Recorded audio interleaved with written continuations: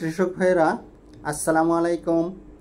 এখন আমি ফসল আবাদের দ্বিতীয় ধাপ ফসলের বৃদ্ধি পর্যায় নিয়ে আলোচনা করব। এই ধাপে বেশ কিছু কার্যক্রম পরিচালনা করতে হয়। তার মধ্যে রয়েছে সার প্রয়োগ, পানি সেচ ও নিষ্কাশন, আগাছা পরিষ্কার, পোকামাকড় ও রোগ বালাই দমন। আজ আমি সার প্রয়োগ, পানি সেচ ও নিষ্কাশন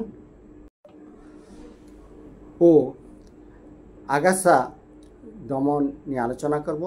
পরবর্তীতে পোকামাকড় দমন ও রোগবালাই দমন নিয়ে আলোচনা করব। সার প্রয়োগ। গাছের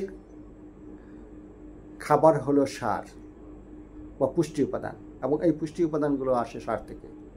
আমরা জমি তৈরির সময় ফসফরাস, পটাশ, সালফার ও অন্যান্য সারগুলো দিয়েছি এবং নাইট্রোজেনের 3 ভাগের 1 ভাগ প্রয়োগ করেছি। বাকি 2 ভাগ এই ফসল বৃদ্ধি পর্যায়ে প্রয়োগ করতে হবে এবং তা হবে 2 বারে। এরপরে আসা যাক পানি সেচ ও নিষ্কাশন।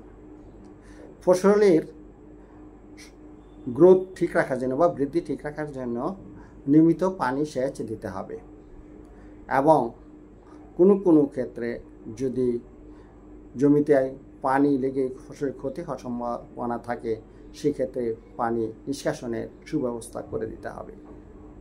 এরপরে আসা যাক আগাছা দমন। আগাছা ফসলের একটি শত্রু, কারণ জমিতে যে সার প্রয়োগ করা হয় তার খাবারে অংশ বসায় সে আগাছা। আমরা যদি আগাছা দমন না করি, তাহলে আগাছা যেহেতু প্রতিকূল অবস্থা, সহিষ্ণু ক্ষমতা বেশি, তাই তারা যখনই খাবার পায় তখন তারা বেশি পরিমাণে খাবার খেয়ে ফেলে এবং ফসল দুর্বল হয়ে যায়। তাই নিয়মিত আগাছা দমন করতে হবে।